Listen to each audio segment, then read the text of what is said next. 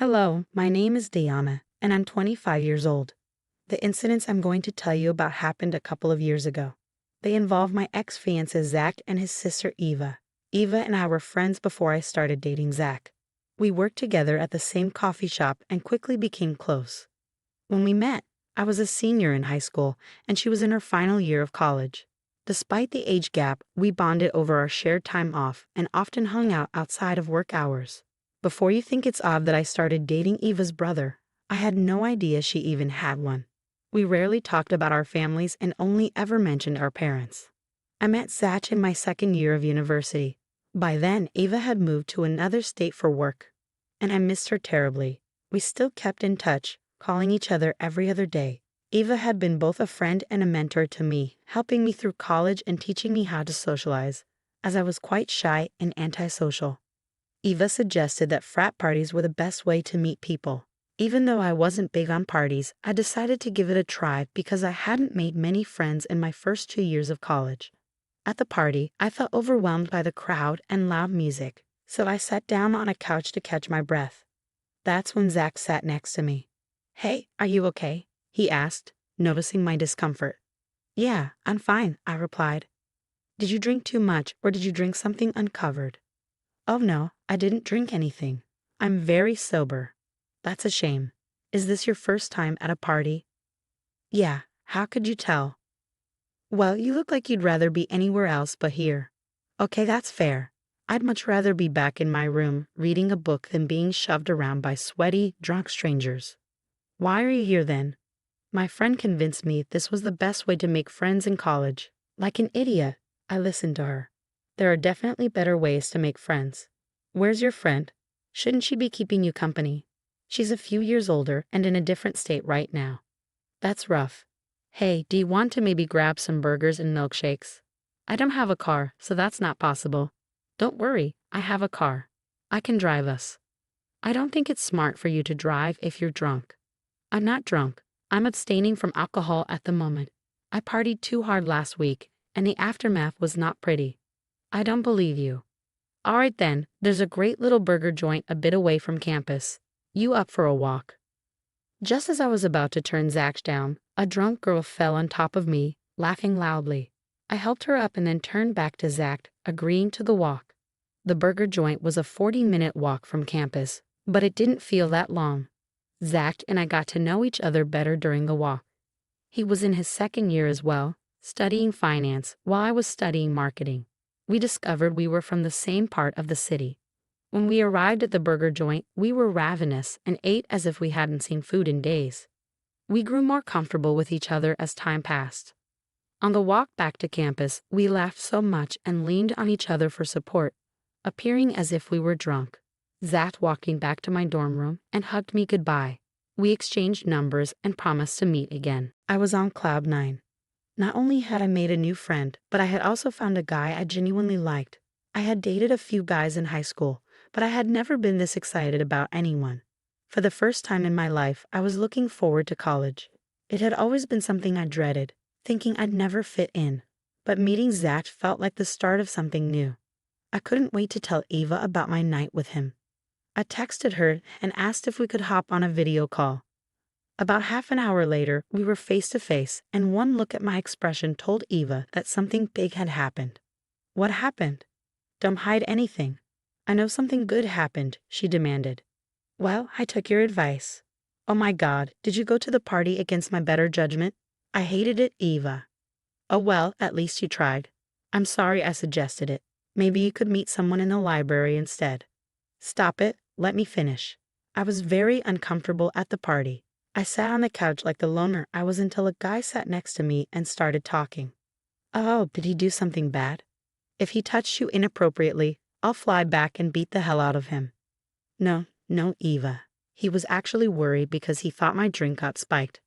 "Oh wow, that was not what I was expecting out of a guy at a frat party. It's good to hear that though." "Yeah, and you know what's even more shocking? He wasn't drunk. He was just a genuinely nice guy." "What? That's insane. What's his name?" "His name is Zach." "Huh, my brother has the same name. Maybe this is a sign that I'll always be near you and you can never get rid of me." "Oh, shut up, Eva. Anyways, did you guys become friends? I think so. We went on a long walk to this burger joint, got burgers and milkshakes, and laughed a lot. We exchanged numbers. If that doesn't mean there's potential to be friends, I don't know what does. Look at you go. I'm so glad you had a good time. I probably should have told you not to go to a party by yourself, but at least it ended well. Even though I listened to you, I feel like I should tell you that I absolutely hated the party. I enjoyed walking for nearly 2 hours more than sitting in a room full of drunk people. Whatever. The only thing I'm taking away from this story is that I was right and you should listen to me more. I was genuinely happy, and Eva was happy for me too. It felt like things were changing, and boy did they change after that. Zach texted me the next day and asked if I wanted to meet up again after classes. Of course, I was down. For the first time since starting college, I was going out for fun, not just for assignments. Zach and I had another great time, and on our way back to campus, he asked if I'd like to meet his friends. I was nervous but figured if I managed to meet someone as amazing as Zach by luck, meeting more people wouldn't hurt. I met his friend group over the weekend, and they were surprisingly easy to get along with. They made me feel welcome without trying too hard. By the time we were heading back to our dorms, I felt like we had all grown closer in just a few hours. These people became a regular part of my life. They were from different departments, but some of us shared classes, and we all met at a particular table on the lawn during lunch hour. Suddenly, college didn't seem like a tedious task I had to complete alone. As for Zach and me, we went on many more dates. Soon we realized we had feelings for each other, but neither of us made a move. Finally, one day, Zach invited me on a fancy dinner date and asked me to be his girlfriend. I was ecstatic and said yes. We shared our first kiss on the way back home, and I felt like I was floating when I returned to my dorm room. I knew Eva would love to hear about this development. She had been rooting for Zach and me to be a couple, constantly urging me to make a move. Though I was too scared to do it myself, she would be thrilled to hear that Zach and I were together. I called her up to share the good news. "What's up?" she asked. "I have some amazing news for you." "Oh, you know I love good news. Tell me everything." Well, Zach asked me out on a proper date yesterday, I shared with Eva. "A proper date? Haven't all your solo hangouts actually been dates?" she asked. "No, I mean we went to this fancy restaurant for dinner. I got dressed up for it." "No way. It's crazy that I didn't get to see you all dolled up." "Wow, you really are growing up. Stop acting like you're my mom. What do you even mean by that?" "I practically raised you at this point," she said with a laugh. "All right, drama queen." Anyways, as I was saying, Zach and I had a good time, and after dinner, he asked me to be his girlfriend. "What? That's wonderful. I'm so happy for you. How are you feeling?" "Like I'm levitating. I still can't believe this is real." "Well, it is real, and you better enjoy it as much as you can." "Oh, I definitely will." For the next 3 years, Zach and I grew more comfortable with each other. Our relationship felt like something straight out of a movie. There wasn't a single day that I was sad when I was with him. The only small issue we had was that Zach still wanted to live with his parents while I wanted us to live together. His main argument was that he was saving money so we could splurge when we got married, so I let it go. I hadn't officially introduced Eva and Zach to each other yet. Zach wasn't a big fan of phone calls, so they had only talked a few times. Then Eva told me she was coming back. I was ecstatic to have my best friend back after 4 years. She had found a better job in our town and thought it would be great to be closer to family and me. When Eva returned, she came over to my place for a sleepover. We geeked out about her being back and caught up on everything that had happened in our lives since she left. We made plans for Eva and Zach to meet that weekend. I was sure they'd like each other. When the weekend came, I walked into the cafe first and greeted Eva. "Hey, Eva." "Hello, how are you?" "All good. What about you?" "I'm good, but I could be better." "Where's your man?" "Zach's parking the car. He'll be here in a second." "Oh, there he is." As Zach walked in, Eva's face changed. "Hold on, that's Zach." "Yes." "Why, Eva? What are you doing here?" Zach said, equally surprised. "I could ask you the same thing." "Hello, could one of you explain what's going on here?" I asked, confused. "Diana, out of all the people in this world, I can't believe you're dating him," Eva exclaimed. "Yeah, well, I can't believe you managed to befriend Eva out of everyone on earth," Zach responded. One of you will either explain or I'm leaving, I said, frustrated. Remember how I told you your boyfriend had the same name as my brother? Well, you are dating my brother. What? But you don't even have the same last names. He's my half-brother, but still. You managed to do something crazy, Eva said, shaking her head. Eva explained that her mom had died when she was young. Her dad remarried Zach's mother, and then they had Zach. I couldn't believe how everything had lined up so perfectly. Never in a million years would I have thought that I was actually dating Eva's brother. At least he was someone she could vouch for. About a year after Eva returned, Zach proposed to me. I obviously said yes, and we began planning our wedding. I told Eva about our engagement, but she seemed upset. When I asked her if something was wrong, she quickly changed the topic. Concerned, I talked to Zach about it, and he agreed that her behavior was odd. He tried talking to her, but she became hostile and told him to leave her alone. This went on for months, and eventually Eva and I were barely speaking. It felt like I had lost a really good friend, and I hated it. I had been busy with the wedding and work, and I hadn't had time to sit down and talk to her properly. One day, I decided I couldn't stand it any longer and invited her over to my place. Eva, can you please talk to me? What's going on? Why are you suddenly ignoring me? I really don't want to do this to you. What? What are you talking about? Just tell me if I did something wrong. Did I upset you in any way? No, you did nothing wrong. I'm just dealing with something big, and I don't know how to talk about it. Am I not your friend? You can talk to me about anything. I really wish I could tell you this, but it's very different. It'll break you, Diana. I don't care. I just want my best friend back. Zach is also very worried about you. Oh yeah, I'm sure he's got other things to worry about. What are you talking about? Never mind. Please don't leave me hanging like this, Eva. It's killing me. I feel like I'm losing you. I promise you're not going to lose me. I just need to find a way to explain things to you and get even with who I'm angry at. Could I at least get a hint about who you're angry at? No, that will only make things worse for you. Just trust me to handle things the right way. I'm terrified, but I trust you, Eva. Eva barely spoke to me after that. She didn't participate in any wedding planning and even refused to be my maid of honor.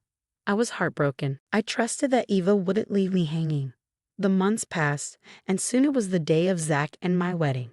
Just as it was almost time for me to walk down the aisle, Eva texted me, asking me to meet her in the alley behind the hall.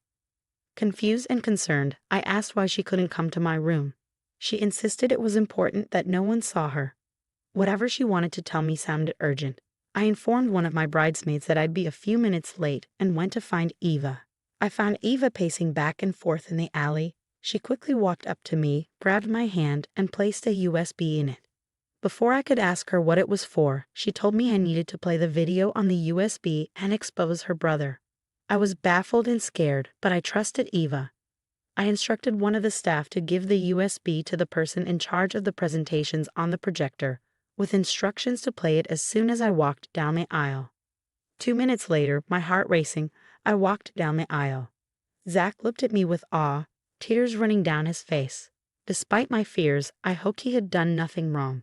As I reached the altar, the video started playing. The crowd gasped. When I turned around, my stomach dropped. The video showed Zach and my bridesmaid, Celeste, making out and touching each other all over in his portion of the venue just hours before the wedding. I dropped my bouquet and ran out of the hall. Zach followed me. Diana, wait. What the hell? Zach, I promise it's not what it looks like. Not what it looks like. Your hands were all over her, and your faces were practically melded together. It was a moment of weakness.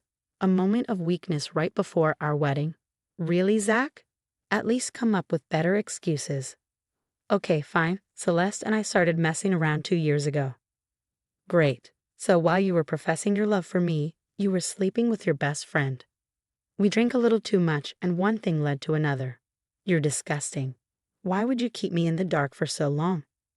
What did you expect me to say? You'd have left me instantly and told Eva, who would then tell my family. You know, my family is very tolerant of everything except cheating. You know what?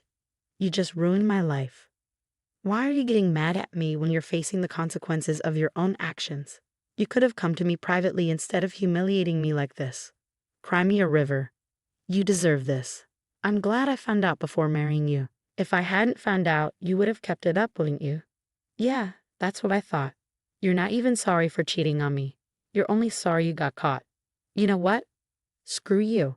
I hope you and Celeste are happy now that I'm out of the picture. I walked away and texted Eva to meet me at my place. She arrived a few minutes later, trying to hug me, but I only wanted her to explain things.